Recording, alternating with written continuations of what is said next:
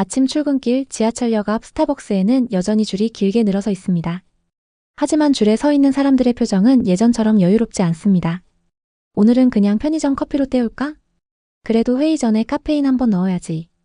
그럼에도 아이스 아메리카노는 불티나게 팔립니다. 카드를 긁고 나서 속으로 이렇게 말합니다. 이 정도는 나 자신한테 쓰는 거지 뭐. 하지만 같은 날 회사 메신저 알림이 뜹니다. 이번 달부터 점심 식대 지원 축소, 야근 식대는 사전 승인 후 지급. 회사 입장에서도 비용이 부담되니 하나둘씩 줄이기 시작합니다. 문제는 줄어들지 않는 게 있다는 것입니다. 월세와 전세, 관리비, 각종 구독료, 그리고 신용대출 이자 등등. 월급이 들어오는 날 자동이체로 빠져나갑니다. 커피나 식사 비용은 바로 눈에 보이니 쉽게 화풀이를 합니다. 요즘 물가가 너무 비싸.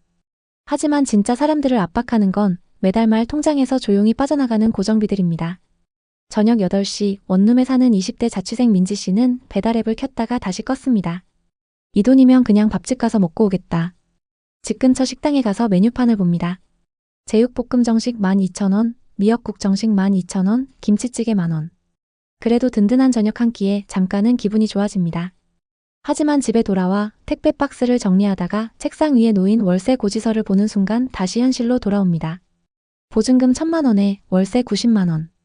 관리비까지 합치면 100만 원 넘는 돈이 매달 빠져나갑니다. 민지 씨는 속으로 중얼거립니다.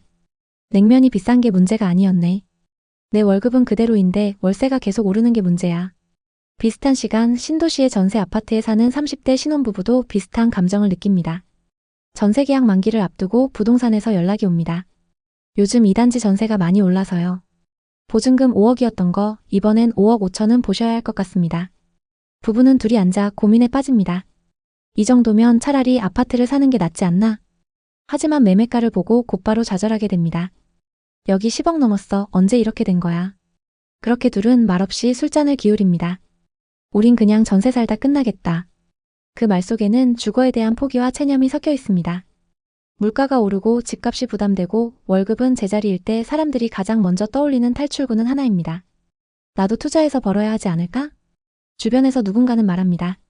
주식으로 2달 만에 30% 벌었다. 코인으로 한 번에 연봉만큼 벌었다. 사실 이런 얘기는 대부분 극히 일부 사례입니다. 하지만 사람들의 머릿속에는 나도 저 중 하나가 될 수 있지 않을까? 이런 기대가 가득합니다. 그렇게 적금을 깨거나 신용대출을 받아 투자에 들어갔다가 마이너스 30% 수익률을 찍는 계좌를 보는 순간 머릿속이 새하얘집니다. 빚까지 끌어서 들어갔던 사람들은 더 괴롭습니다. 겉으로 보면 몇몇 사람들의 문제처럼 보이지만 조금만 시야를 넓혀서 보면 거의 대부분의 사람들에게 공통적으로 나타나는 현상입니다. 요즘 모든 비용이 소득을 압도하고 있습니다. 전세, 월세, 관리비, 대출이자, 교통비, 교육비, 공과금까지 생활비 전체가 소득 증가 속도를 훨씬 앞질렀습니다. 그러다 보니 사람들은 자연스럽게 외식을 줄이고 편의점 도시락, 밀키트, 간편식으로 이동합니다. 사람들의 심리는 명확합니다. 식당보단 가성비 좋은 간편식 해먹는 게 홀라. 나가면 다 돈이야. 그냥 집에서 먹자. 이런 생각들이 지역 상권을 송두리째 흔들고 있습니다. 식당이 무너지면 상권이 죽고 상권이 죽으면 부동산이 주저앉게 됩니다. 손님이 줄어든 식당 사장님들은 말합니다. 손님이 없는 것도 문제이지만 요즘엔 손님이 있어도 남는 게 없다고. 자영업자들이 처한 현실은 생각보다 많이 심각합니다. 인건비 상승, 매년 뛰는 원재료 가격, 배달앱 수수료, 또 임대료와 관리비, 공과금까지. 이 모든 비용이 수익을 넘어서고 있습니다.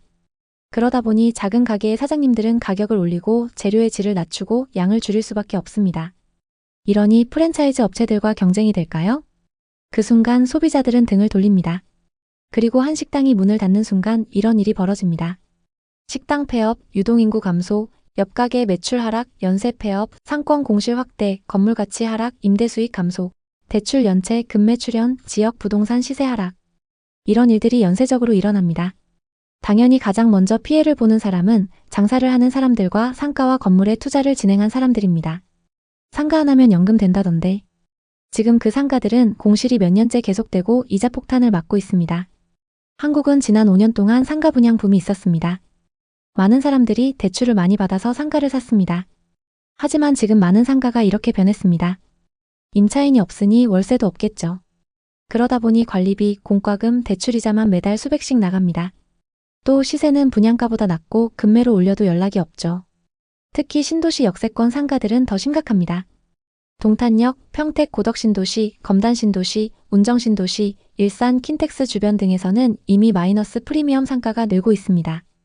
한국의 상업용 부동산 시장은 지금 미국의 금융위기 혹은 일본의 버블 붕괴 시기와 닮아가기 시작했습니다. 자영업자들의 불황은 부동산 시장까지 무너뜨립니다. 상권이 붕괴되기 시작하면 그 지역의 임대차 수요가 빠르게 줄어듭니다. 전세나 월세로 거주하려는 사람이 찾을 이유가 없어지기 때문이죠. 편의점과 음식점이 먼저 사라지고 동네 카페도 비슷한 시기에 무너집니다. 유동인구는 계속 줄어들고 생활 편의성이 계속 악화됩니다. 이런 지역은 자연스럽게 전세 가격이 하락하기 시작합니다. 전세가율이 떨어지고 매매 호가 시세도 내려가며 이후 시장은 이렇게 변합니다. 상권이 죽은 지역의 아파트는 신축과 구축 모두 가격이 내려간다. 실제로 세종, 제주, 강원, 속초 등에서는 상권 침체, 상가 공실 증가, 유동인구 감소, 아파트 하락 이 패턴이 거의 그대로 나타나고 있습니다. 몰락하고 있다는 사실은 공실률이라는 숫자로 확인할 수 있습니다. 지금 전국의 집계는 충격적입니다. 서울 중대형 상가의 공실률 20%, 강남역 인근 공실 증가, 홍대 합정 신사 공실 증가, 송도 공실률 30% 이상, 동탄, 평택, 세종, 신축 상가들 장기 공실. 혹시 요즘 서울 강남 한복판을 걸어보신 적 있으신가요? 예전엔 많은 사람들이 붐비던 거리에 지금은 1층 전체가 텅 비어있는 건물이 쏟아지고 있습니다. 가로수길, 강남역, 청담, 삼성역, 심지어 테헤란로까지. 벽에는 햇빛에 발에 누렇게 벗겨진 임대문의 스티커가 붙어 있습니다. 임차인이 한 번도 들어오지 않은 곳도 있고 공실이 3년째 이어져 공매로 넘어간 곳까지 등장했습니다. 부동산은 무조건 오른다. 꼬마 빌딩은 절대 안 망한다. 월세로 이자 다 나오니까 걱정 없다. 모두가 이렇게 말하던 시절이 있었죠. 하지만 지금은 상황이 완전히 달라졌습니다. 역삼, 청담, 노년 등 강남도 공실 급증. 성수, 홍대, 강남역 핵심 상권도 폐업 줄줄이. 신도시 상가들 3년째 공실. 상가들의 공실이 상권을 잠식하고 끝내 상권이 무너지고 있죠. 또 상권이 사라지니 임대는 더 안 나가고 임대가 안 나가니 영끌한 건물주는 이자를 못 버팁니다. 이쯤 되면 생각이 드실 겁니다. 도대체 무슨 일이 벌어진 거지? 이렇게까지 무너질 수 있다고? 꼬마 빌딩 불패는 어디로 간 걸까? 불과 2, 3년 전 직장인들, 자영업자들, 사업가들, 은퇴자들까지 다들 대출을 끌어다가 부동산을 샀습니다. 그들은 이렇게 말했죠. 부동산은 계속 오를 테니까 괜찮아. 이자보다 월세가 비싸니까 안정적이야. 카페나 음식점은 무조건 들어온다. 하지만 지금 그때 산 사람들은 월세로 이자를 못 막아서 파산 직전입니다. 건물은 비어있고 팔려고 내놔도 매수 문의조차 없죠. 이것이 지금 한국 상업용 부동산 시장에서 벌어지고 있는 실제 상황입니다. 상가의 공실률은 뉴스에 잘 나오지 않습니다. 그래서 더 무섭습니다. 강남, 송파, 청담, 가로수길 같은 핵심 상권들이 지금 동시다발적으로 붕괴하고 있기 때문입니다. 핵심 상권이 이 정도면 주거 상권과 신도시의 상가들은 말할 필요도 없습니다. 동탄과 광교, 하남 미사신도시, 남양주 다산신도시 등 신도시 상가가 대표적입니다. 입주 초기엔 대박 예감이었지만 지금은 대부분 임대료 하락과 공실 장기화에 시달리고 있습니다. 이건 단순한 침체가 아닙니다. 구조적 붕괴입니다. 최근 몇 년 동안은 수익률보다 브랜드, 입지, 희소성 등 감성만으로 상가들의 가격이 뛰어올랐습니다. 그런데 지금은 소비가 위축되고 장사가 안 되니 임차인이 이런 임대료를 감당할 수 없습니다. 결국 임차인은 임대료를 감당 못하고 건물주는 임대료를 내리지 않고 공실만 길어지는 구조가 된 겁니다. 완전히 붕괴할 수밖에 없는 구조가 됐습니다. 이는 단순히 상가만의 문제가 아니라 그 지역 전체 부동산의 문제를 보여주고 있습니다. 여기에 최근 눈에 띄게 드러나는 변화가 하나 더 있습니다. 바로 인구 이동 패턴의 급격한 변화입니다. 최근 통계청 자료를 보면 20대부터 40대까지 핵심 경제활동 인구가 지방에서 수도권으로 이동하는 흐름이 더 강화되고 있습니다. 지방 중소도시는 젊은 층 비중이 크게 줄어들고 수도권도 경기 북부보다는 경기 남부 위주로 이동하는 비대칭 현상이 나타나고 있습니다. 이 변화는 단순한 이사 패턴이 아니라 해당 지역의 상권, 자영업, 주거 수요, 전세 시장을 한꺼번에 흔드는 요인이 됩니다.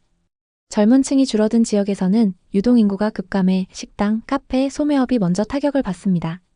이후 임대 수요가 줄어 전세 가격이 떨어지며 매매 가격도 자연스럽게 하락하는 흐름이 반복되고 있습니다.